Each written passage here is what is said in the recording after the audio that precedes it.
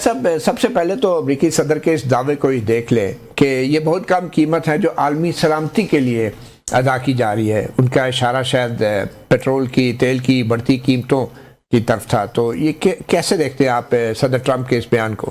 میرے خیال میں بڑا بے بنیاد بیان ہے، کیونکہ اس میں وزن نہیں ہے. صرف قیمتیں نہیں بڑھیں، پورا خطہ ہل گیا ہے. ایک عالمی اقتصادی توانائی کا بحران آ گیا ہے.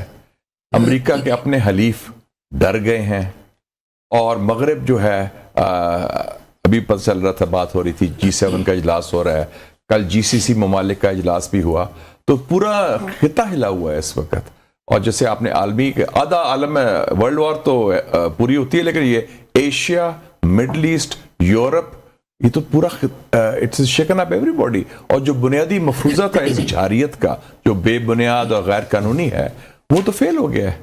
رجیم بھی قائم ہے، صلاحیت بھی قائم ہے، جو ابھی کارروائی بھی ہو رہی ہے. اور میرے خیال میں تو ابھی تک اسرائیل اور امریکہ نے جو ہدف چاہتے تھے وہ تو بالکل نہیں اچیو کر سکے. تو آپ کے خیال میں کوئی مس کیلکولیشن ہوئی ہے، اور یہ جنگ آغاز میں کتنے دنوں کے لیے پلان کی گئی بظاہر امریکہ کی طرف سے؟ پہلی بات ہے کہ یہ نیتن یاہو کی جنگ ہے. It was made in Israel, conceived in Israel and executed by America. ایسے کر لیں.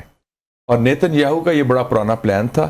میرے خیال میں اس نے ٹرمپ کو پھنسایا ہے، بلیک میل کیا، رادر if میں لفظ استعمال کر لوں، through the Epstein files. اچھا، ہاں جی، میرا کہ وہ Epstein files، کیونکہ ایپسٹین خود ایک موساد ایجنٹ تھا، اسرائیل کا ایسٹ تھا، اور وہ رکھا ہوا ہے ویڈیوز جو ہمارے یہاں بھی ہم سنتے رہتے ہیں ایسی چیزیں، لیکن وہ انہوں نے خاص رکھی ہوئی تھی اس کو بلیک میل کرنے کے لیے. اور اس کو ڈریگ کیا اس بنیاد پر کیا کہ جناب یہ تو 2-3 دن کی مار ہے، ہم وی ول ایلیمنیٹ دی ٹاپ لیڈرشپ اور یہ سارا ہو جائے گا.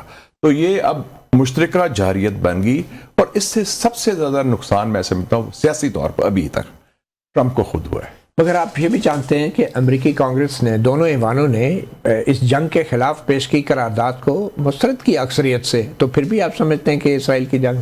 وہ تو ہوتا ہے، ہمارے ہاں بھی 27ویں اور 26ویں یونانیمسلی پاس ہوئی ہے، وہ کوئی ایسی بات نہیں. وہ آپ کی کنٹرول ہو تو آپ کر سکتے ہیں. ان کا کنٹرول ہے، تھوڑا سا تھن میجورٹی ہے، تو انہوں نے وہ کروا لیا. اور it doesn't mean any thing, کیونکہ پبلک اوپینین جو ہے امریکہ کی، دیکھیں نا، میں اس کو جا رہا ہوں یہ، اور میں سمجھتا ہوں کہ US کانگریس از اسرائیلی آکوپائڈ ٹیریٹری. یہ صرف غازہ نہیں، ویسٹ بینک نہیں، لیکن یہ بھی قبضہ ان کا ہے through the Israeli lobby politically. ٹھیک ہے. تو یہ جو امریکن پبلک اوپینین کا جو سروے آیا ابھی، اس میں آیا کہ 27% لوگ جنگ کی حمایت کرتے ہیں، 73% اس کی مخالفت کرتے ہیں. تو آپ یہ دیکھ لیں. دوسرا جو اس کا اپنا بیس ہے، میگا میک امریکہ گریٹ اگین، وہ کیا تھا؟ بنیاد امریکہ فرسٹ. اب لوگ کہہ رہے ہیں جی آپ تو اسرائیل فرسٹ کی بات کر رہے ہیں، اور دوسرا آپ کہتے ہیں نو مور وارز، آپ نے تو جنگیں انلیش کر دی ہیں.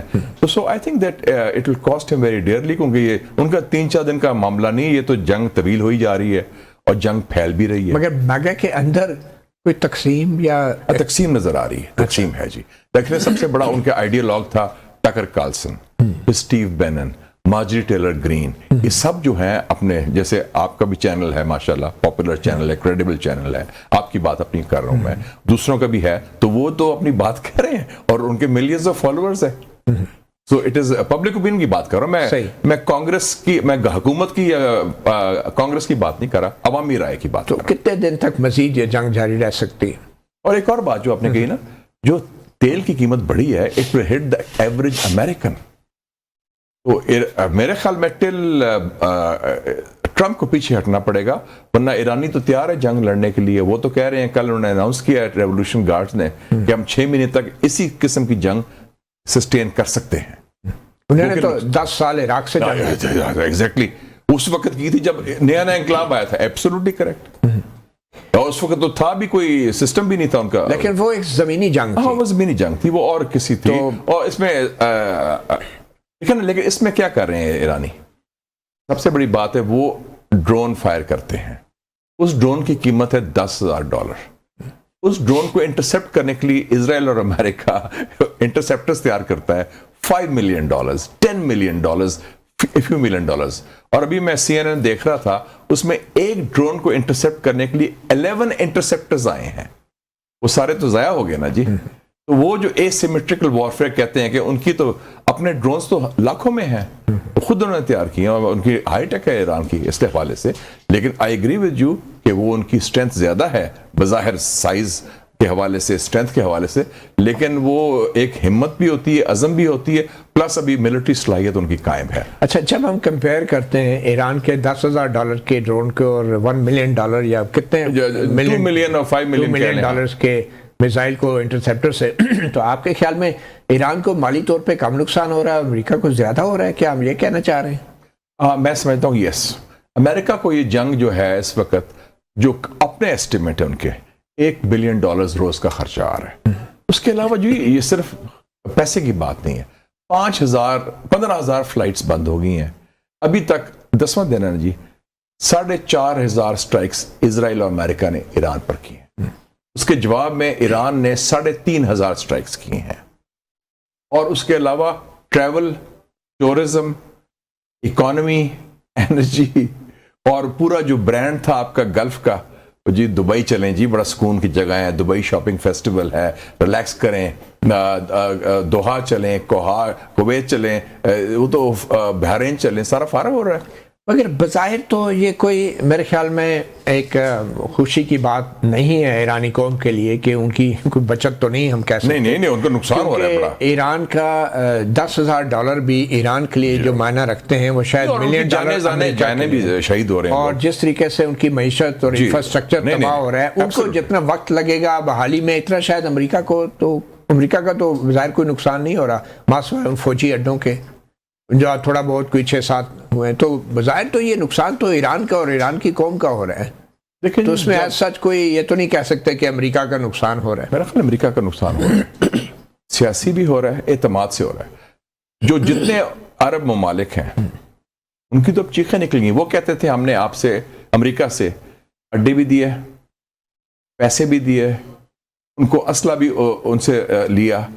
ان کو کیا ملا؟ وہ تو ابھی میں پڑھ رہا تھا، ایک ہیں خلف الابتور، سب سے امیر آدمی UAE کا، ابو دھابی کا، اس نے خط لکھا ہے اوپن لیٹر ٹو ٹرمپ، کل CNN میں آیا بھی ہے کہ جناب who gave you the authority to start this war and damage the Gulf countries.